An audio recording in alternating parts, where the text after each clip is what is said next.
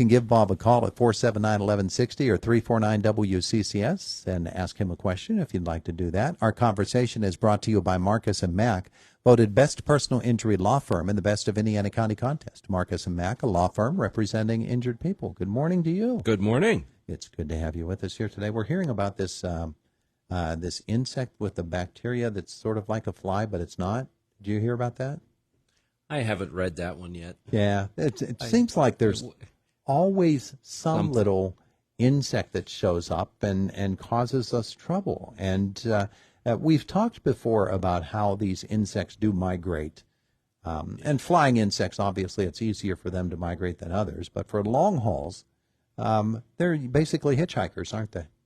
Many of them are, one way or another, whether it's on another insect or on some shipping container or in something that's being sent somewhere, whether that be in the actual package or, coming across the ocean. Just latching onto the ship. Yeah, or whether it's in the air currents and making its way that way. Little Mary Poppins action going on there. Yes. Yeah. So and then they show many up. ways for those things to, or it could be, a virus or other organism that's actually maybe on a plant or on food that's being shipped, from those other countries, one way or another, and it hitchhikes that way. Even though there are inspections that are done at the ports,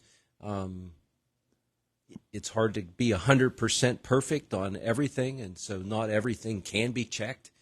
So a percentage of things are inspected to make to look at them and look for those kinds of things. But of course we can't if we have a virus, some of those organisms you can't see them. You literally have to take samples and test for that. Well, I wanted to ask you along those lines about some of the produce that we get in our markets, particularly when you get to this season of the year. Apples are a really big thing, and bananas. They are treated differently when they come into the country as well, and I don't think people are aware of what plants actually go through, or produce and fruits go through when they come here. We're going to take this caller first and find out what they are interested in before we get to what I'm interested in. Good morning. Oh, I hope you're interested in what I'm interested in. I'm sure I am. Hi, Bob. I have 3 raised beds that are probably 25 by 15 in total. Come on, Dave, in total dimensions. And I was wondering, is there any value in sowing a cover crop on, something that small? Sure. Really, the same benefits will be there, whether it's a raised bed, whether it's even a container, versus the regular garden soil that's flat on the ground. Right. Right. So, yes, the benefits are going to be the same. It's a smaller scale, but still planting, rye, for example, cover crop on there, will help hold that soil in place over winter. Then it will also provide some nutrients in the spring, that you can work that in. Right. So we get some organic matter. We get that, a green manure is how we usually characterize that. You mentioned rye. Is that the preferred cover crop? That's one of the very common ones that's used because it germinates pretty readily. It will overwinter, so it will not get killed during the winter.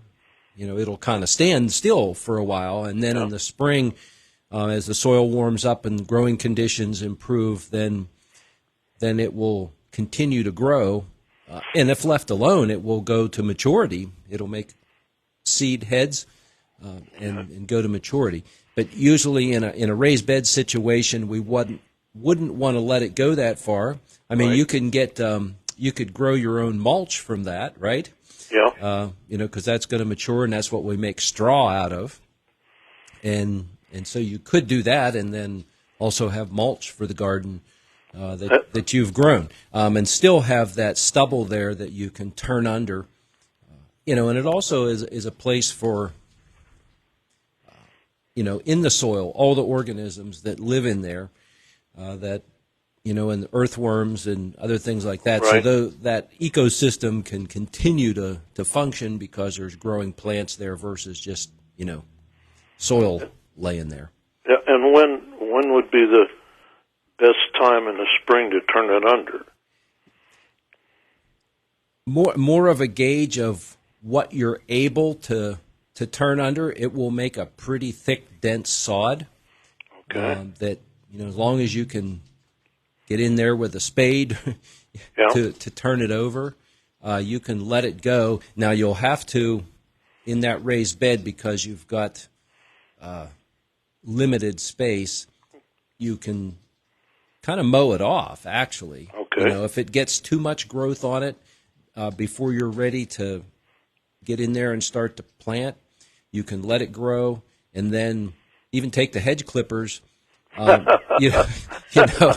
clip it off, which would simulate a combine, if we had a bigger area, and clip that off, and then use that, put that in the compost pile, right. Or pull that aside and use that, as mulch around the plants. But it'll make it easier to turn that under and get it worked into the soil. Yeah. And would you say around here like March would be a good time to do that? Yes, you could do it then, late winter, even early spring, or you can let it grow some more, put on a little bit more growth, because we're getting late now. So if you'd sow that now, it's a little late. So we're not going to get much growth at this point, unless you covered it. If you put a row cover on there and essentially treated it like a greenhouse trying to extend the season, you could sow that in there now, let it get some extra growth on there, and then let it harden off so it can go through winter. And then in the spring, just judge it by how the growing season starts to go. If we have a slow start, it's not going to put on very much growth fast. If things warm up and it starts to go, then kind of time it so that you're able to get it broken up and worked in, and not have too much extra material there that'll then make it hard to even plant plants in.